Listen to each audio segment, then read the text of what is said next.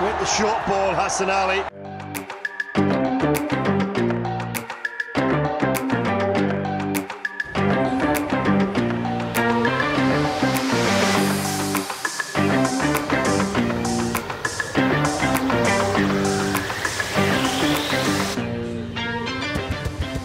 आप लोगों ने अपने ही स्ट्रॉन्ग जोन में रह के क्रिकेट खेलनी है, ठीक है। लेकिन जो पावर हिटिंग है वो बेसिकली आपकी एबिलिटी तो है ही है, लेकिन वो आपकी यकीन से और आपके प्रैक्टिस से इम्प्रूव होती है। जैसे शुरू में मैं था तो मैं डाउन द विकेट जाके बड़े हिट मारता था छक्के के लिए, लेकिन फिर टाइम के साथ मैं काफ़ी दफ़ा आउट हुआ, तो फिर मैंने ये सोचा कि यार निकलते हुए तो मैं आउट होता हूँ, क्यों ना मैं जगह से ट्राई करूँ। तो मैं नहीं मारता था शुरू में, लेकिन फिर मैंने डेवलप ये किया कि मैं ट्रेनिंग की खड़े होके सामने किस तरह मारना है छक्का या मिड विकेट पे। तो वो उसको मेरे तकरीबन 3 से 4 महीने मैंने उस पर काम किया, और फिर वो डेवलप ऐसा हो गया कि अब मैं इजीली जगह से हिट मार सकता हूँ। तो आप लोगों ने सबसे पहले तो माइंड में ये रखना है कि अगर आप ट्रेनिंग कर रहे हैं तो ये नहीं होगा कि आपने एक दिन जो है वो पावर हिटिंग की प्रैक्टिस की और अगले दिन आप उसको अप्लाई करोगे वो काम आएगा। इस प्रोसेस को कम से कम 3-4 महीने लगते हैं। तो आप लोगों ने दिल बड़ा रख के और सब्र के साथ जो है ना अपनी ट्रेनिंग करनी है, और उसके बाद आपको रिज़ल्ट अच्छा मिलेगा।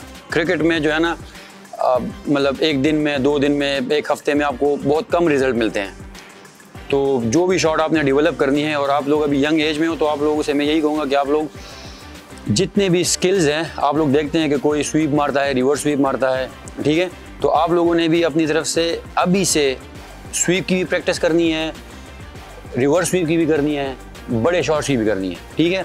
अब मैं जब आपकी एज में था तो मुझे किसी ने बताया नहीं, तो मैं अभी इस एज में मतलब 1-2 साल हुए हैं कि मैंने रिवर्स स्वीप और स्वीप स्टार्ट की है। तो आप लोगों के लिए सबसे बेस्ट ये होगा कि आप लोग जैसे ही नेट्स करें, अपनी प्रैक्टिस कर रहे हो, तो आप लोग वहाँ पे अभी से ये शॉट डेवलप करें। एक्स्ट्रा कवर कैसे खेलना है, मिड विकेट पे बैक फुट पे कैसे मारना है, क्योंकि नेचुरल तो आप लोगों की टेक्निक होती है, लेकिन उसको एनहांस करना है, उसको आप लोगों ने बढ़ाना है, ठीक है। तो जैसे आज हमारा टॉपिक है पावर हिटिंग का, तो पावर हिटिंग के लिए सबसे पहले तो आप लोगों को बेस चाहिए होती है। बेस मतलब कि जैसे आप खड़े होते हैं, तो जैसे मैं अपनी तरफ से पावर हिटिंग जब करता हूँ तो मेरी टेक्निक डिफरेंट होती है, फास्ट बॉलर पे डिफरेंट होती है और स्पिनर पे डिफरेंट होती है। तो मैं अपनी टेक्निक से ही ये बात करूँगा, जैसे फास्ट बॉलर को मैं हिट आउट करता हूँ तो मैं बहुत ज़्यादा ग्रिप मेरी नीचे होती है, मैं बल्ले को बहुत नीचे से यूँ पकड़ता हूँ, ये मेरी ग्रिप होती है। और जब स्पिनर आते हैं तो उसी को मैं ऊपर कर देता हूँ, यहाँ पे आ जाता हूँ।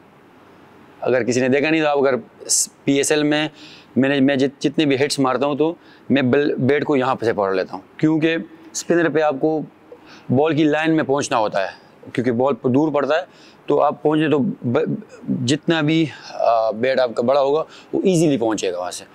तो ये मेरी टेक्निक के लिए काम करता है। तो हो सकता है आप में से किसी के टेक्निक के लिए काम ना करें, तो आप लोगों ने वो करना है जो प्रैक्टिस में अगर आप प्रैक्टिस कर रहे हो तो आप कुछ भी ट्राई कर सकते हो, यहाँ से पकड़ो, यहाँ से पकड़ो, तो जो आपके लिए ज़्यादा सूट करता है तो आप लोगों ने उसको करना है। लेकिन आज चूँकि मेरा टॉपिक है कि मैंने पावर हिटिंग पे बात करनी है, और जिसने मुझे मदद की पावर हिटिंग में, तो वो मैं आप लोगों से शेयर कर रहा हूँ, ठीक है।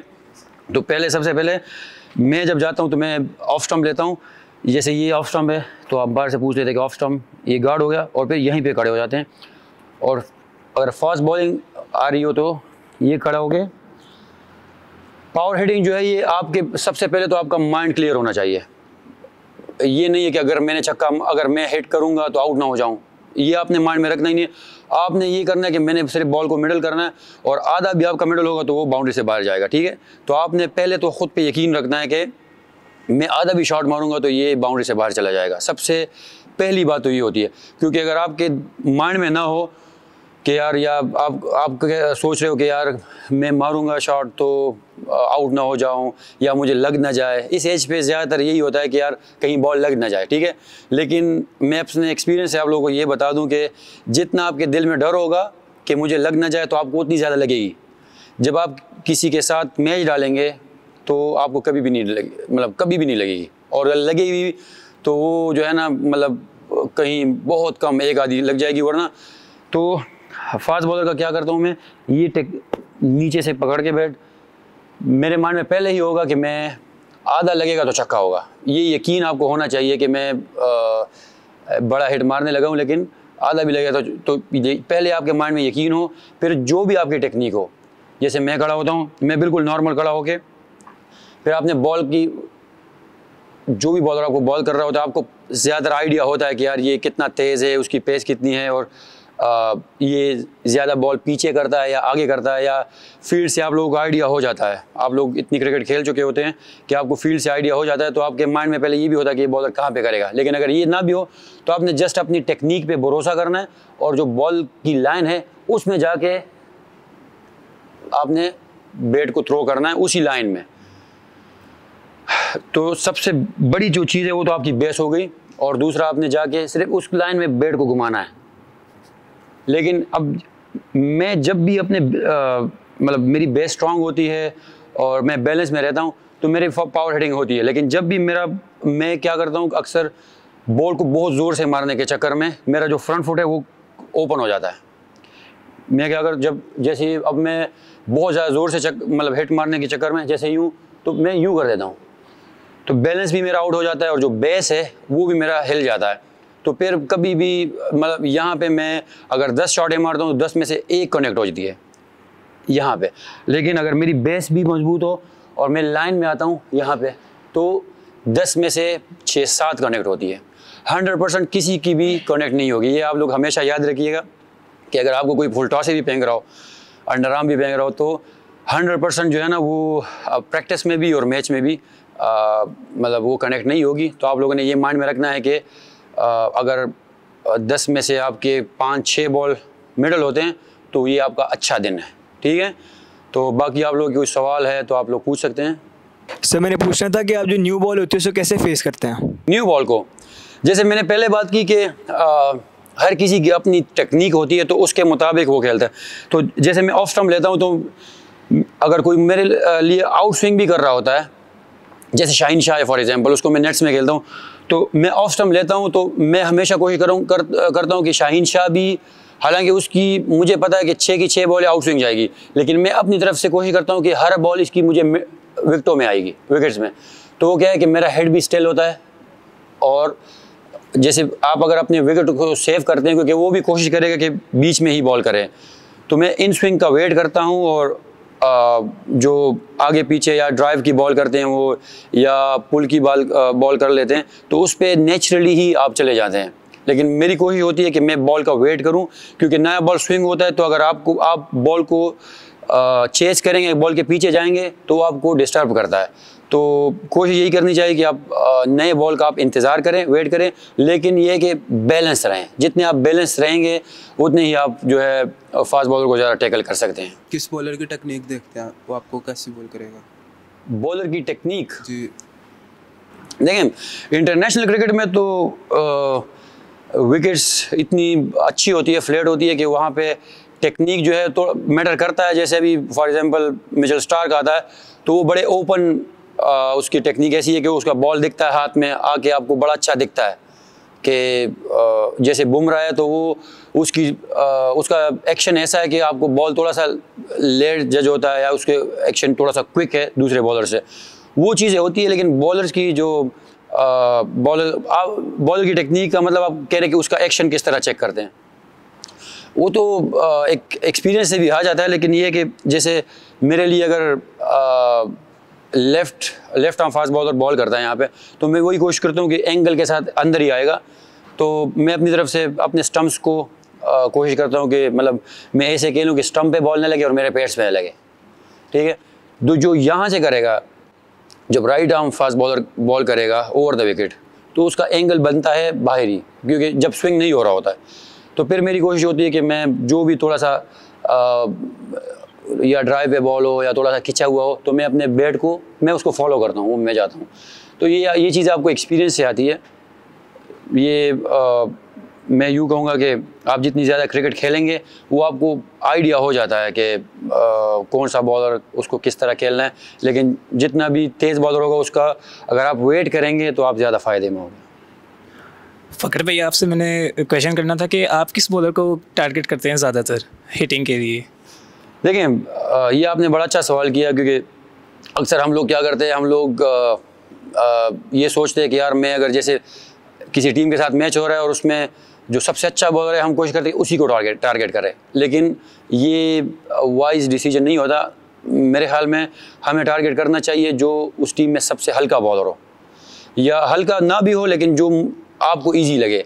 अब जैसे मैं हूँ तो मैं अगर किसी टीम में 2-3 स्पिनर खेल रहे हो, तो जैसे अगर किसी टीम में एक ऑफ स्पिनर हो, एक लेफ्ट आर्म और एक लेगी हो, तो मैं ऑफ स्पिनर पे कभी भी ट्राई नहीं करूँगा कि मैं हेड आउट करूँ। मैं कोशिश करूँगा, क्योंकि मैं लेफ्टी हूँ, तो मैं कोशिश करूँगा कि जो लेफ्ट आर्म स्पिनर है और जो लेग स्पिनर है मैं उनको टारगेट करूँ। ऐसे ही आपके लिए भी होगा कि आपको ईजी कौन सा बॉलर लगता है, तो वो आप अपनी तरफ से उसको टारगेट करें। लेकिन ये है कि अगर जो आपको आसान नहीं लगे उस पर क्रिकेट में आपके पास टाइम काफ़ी होता है, तो उस पर आप सिंगल लेके किसी और प्लेयर को सामने ले आते हैं और वो उसको अच्छा टैकल कर लेते हैं। तो ये है कि बिल्कुल ये आपने बड़ा अच्छा सवाल किया। और हमारे जितने भी बच्चे हैं, आप लोग ये माइंड में रखें कि आप लोग बॉलर्स को भी चूज़ करें। और ये चीज़ मैंने शुएब भाई से सीखी है, शुएब मलिक से। वो क्या करते हैं कि अगर दूसरी टीम के जो हल्के बॉलर होते हैं उनको टारगेट करते हैं, और जो अच्छे बॉलर होते हैं उनको फिर आखिर में खुद ही रन्स पड़ जाते हैं। जब आप लोग जब 40-50 रन्स कर लेते हो तो फिर तो कोई भी सामने आ जाए तो उसको आप लोग हिट कर सकते हैं। तो कोशिश करें कि शुरू में टाइम लें और जो अच्छे बॉलर्स हैं उनको रिस्पेक्ट लें, और जो बुरे हैं तो उनको और मारें। ठीक है, मेरा आपसे ये सवाल है, जब बड़ा मैच हो गई, जब आप विकेट पे आते हो, आपका माइंडसेट क्या होता है? बड़ा मैच जब होता है, बड़ा मैच होता है, देखें बड़ा मैच तो इंटरनेशनल लेवल पे तो हर मैच बड़ा होता है, ये तो है। और जब देखें अभी आप लोग जिस स्टेज पे खेल रहे होते हैं, तो आप लोगों के लिए इस स्टेज पे जो मैच खेलते हैं आपके लिए बड़ा होता है। जो एकेडमी का मैच होता है आप लोग कितना लग के खेलते हैं। तो इंटरनेशनल में तो ये मुझसे भी अक्सर बच्चे पूछते हैं कि इंडिया के साथ जब मैच होता है तो आपका क्या माइंडसेट होता है, और जब किसी और टीम के साथ, छोटी टीम के, इंटरनेशनल लेवल पे हर गेम का माइंडसेट तकरीबन सेम होता है। मीडिया जो है वो उसका रोल अलग होता है, लेकिन जो प्लेयर्स हैं उनका बिल्कुल माइंडसेट सेम होता है। हम लोग ये तैयारी करते हैं कि हर प्लेयर की ना डिफरेंट रूटीन होती है। आप मैच से एक दिन पहले की बात कर रहे हैं, राइट? तो मैच से एक दिन पहले, अभी जैसे मैं बोलूँ कि बाबर आजम है और इमाम है, वो लोग मैच से पहले सुबह से लेकर शाम तक बैटिंग करते रहते हैं, नॉकिंग करेंगे। तो फिर प्रैक्टिस में जो शॉट उनकी नहीं लगती वो कोशिश करते हैं कि उस शॉट पे 100 बॉलें खेलें। लेकिन जैसे मैं हूँ तो मैं कोशिश करता हूँ कि मैं मैच से एक दिन पहले ज़्यादा प्रैक्टिस ना करूँ और अपनी एनर्जी मैच के लिए बचाऊँ। तो ये मेरे लिए काम करता है। अब जैसे बाबर आजम और इमामुल हक है, वो टोटली डिफरेंट है। वो क्या करते हैं, वो जितनी ज़्यादा बैटिंग मैच से एक दिन पहले करते हैं उतना अच्छा वो मैच में खेलते हैं। तो ये हर किसी की अपनी अपनी टेक्निक भी होती है, हर किसी का अपना माइंडसेट भी होता है, और हर किसी की बॉडी भी डिफरेंट है। अब आप देखें, आप में से हर बंदा डिफरेंट फिजिक है, तो ये चीज़ें आपके लिए, हर बंदे के लिए अलग अलग से काम करेगी। तो आप लोगों ने कभी ये माइंड में नहीं रखना कि जो चीज़ किसी और के लिए अच्छी होगी लेकिन वो आपके लिए भी अच्छी होगी। हो सकता है अच्छी हो, लेकिन ज़रूरी नहीं है, वो आप किसी और तरीके से भी कर सकते हैं। तो इसमें फ़र्क होता ज़रूर है। उससे पहले आज मैं आप लोगों को वो भी करके दिखाऊंगा कि जो यॉर्कर होता है उस पर बैलेंस किस तरह बनाते हैं। क्योंकि क्या हम लोग क्या करते हैं, हम लोग हमेशा एक चीज़ याद रखिएगा आप लोग कि जब भी आप प्रैक्टिस करो और अगर आप इम्प्रूवमेंट करना चाहते हो तो आप अपने कंफर्ट जोन से निकल के ही प्रैक्टिस करोगे। कंफर्ट जोन क्या होता है आपको पता है ना? पता है कि क्या होता है? मतलब आपने जो अपनी रूटीन सेट की हुई है, हाँ, इतने बजे उठना, उसको चेंज करना, अपनी रूटीन सेट की होती है, या आप जो प्रैक्टिस करते हो। जैसे हमारे अक्सर आप में से ज़्यादा लड़के क्या करेंगे, जो लोग आते हैं और किसी को बोलते यार मुझे थ्रो डाउन करे, कवर ड्राइव मारेंगे, पुल मारेंगे, लेकिन पुल भी बिल्कुल स्लो मारेंगे और उसको जहाँ मर्जी प्लेस करें। कंफर्ट जोन ये है कि इससे आप लोग निकलो। आप लोग अगर पुल की प्रैक्टिस करो तो वो आपको इतनी तेज़ बॉल करें कि आप उसमें आपको इजी ना हो, आप उसको आसानी से ना खेलें। अगर ड्राइव भी करें तो उसको भी आप आसानी से ना खेलें। तो ये आप लोगों ने कंफर्ट जोन से निकलना है, तब आप लोगों की जो गेम है वो इम्प्रूव होगी। हमारे पास इतने प्लेयर्स हैं और हम लकीली शुएब मलिक और हफीज़ भाई के साथ खेले हैं, तो उनकी पावर हिटिंग काफ़ी अच्छी थी। तो मैंने पर्सनली जब उससे पूछा था कि आप लोग यॉर्कर को किस तरह उठाते हैं, तो ये 2021 के वर्ल्ड कप में तो शुएब भाई ने मुझे एक प्रैक्टिस कराई। तो वो प्रैक्टिस मैं आप लोगों को आज करवाऊंगा, मतलब दिखाऊंगा भी कि किस तरीके से। और उसके लिए सिर्फ आप लोगों को बेस चाहिए और माइंड में ये नहीं रखना कि बॉल मुझे लगेगी या नहीं। ठीक है, तो आ जाएँ वो ज़रा देखते हैं अभी। किसकी थ्रो सबसे एक्यूरेट है ये बताएं। ऐसा ना हो मैं बोलूँ कि मेरे पाँव पे मारो, मेरे सर पे मार दो। मैं करो।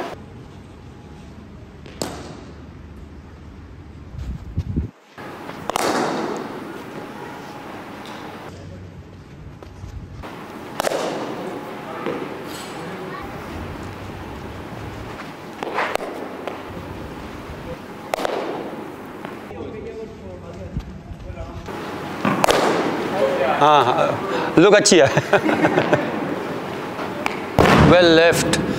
आज आप पावर हिटिंग करते हैं। जो मैं करता हूँ अपनी तरफ से पावर हिटिंग की प्रैक्टिस, तो कुछ होती है आपको, क्योंकि आपने फील लेनी होती है कि मेरा बॉल बल्ले से बॉल लग के कितना दूर जा रहा है।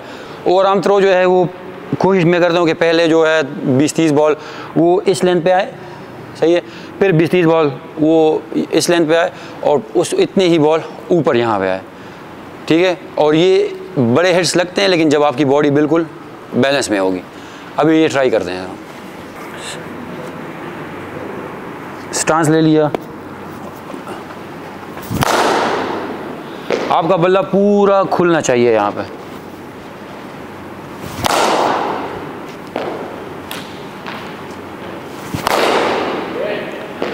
ठीक है, अब ओवर आर्म फेंकिएगा।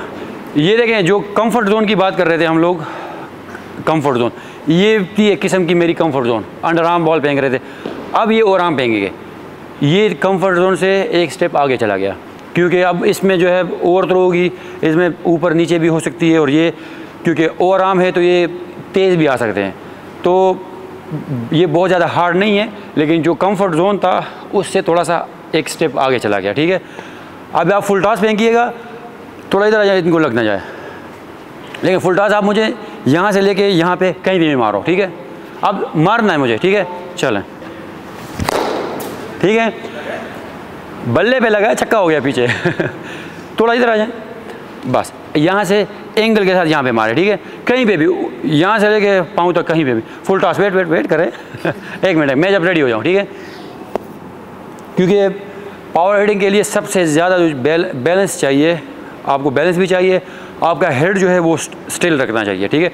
इस वक्त मेरा हेलमेट भी नहीं है, लेकिन चूँकि बॉल सॉफ्ट है, मशीन का बॉल है, तो मेरा फोकस जो है वो सिर्फ मेरे हेड पे है कि जब बॉल बैट से लगेगा तो मेरा हेड स्टिल हो, ठीक है।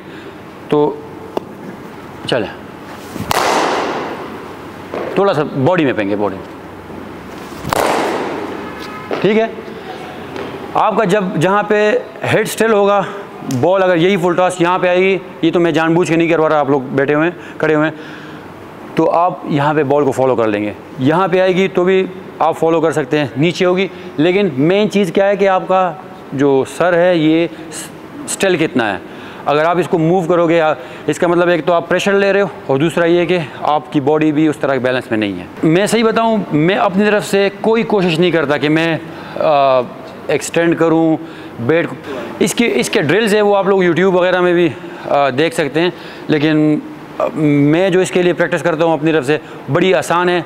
किसी को बोलता हूं कि आप अंडर आर्म फेंगे, नेगी साहब अंडर आर्म फेंगिए, अगर यहाँ से अंडर आर्म फेंकना है, यहाँ पे टिप देना है आपने, ठीक है। इसकी बैलेंस के लिए मैं अपनी तरफ से ये प्रैक्टिस करता हूँ, जैसे ये देखें, ये भी सेम है, आप आगे आ जाए, ठीक है। अब ये मिडल नहीं हुआ, लेकिन मेरा फोकस चूँकि मेरे बैलेंस पे है, तो ये प्रैक्टिस आप इसके लिए कर सकते हैं, बैलेंस के लिए। और फिर वही वाली बात कि यहाँ से आप स्टार्ट करें, आहिस्ता आहिस्ता इसको आप लोग मुश्किल बनाते जाए, ठीक है।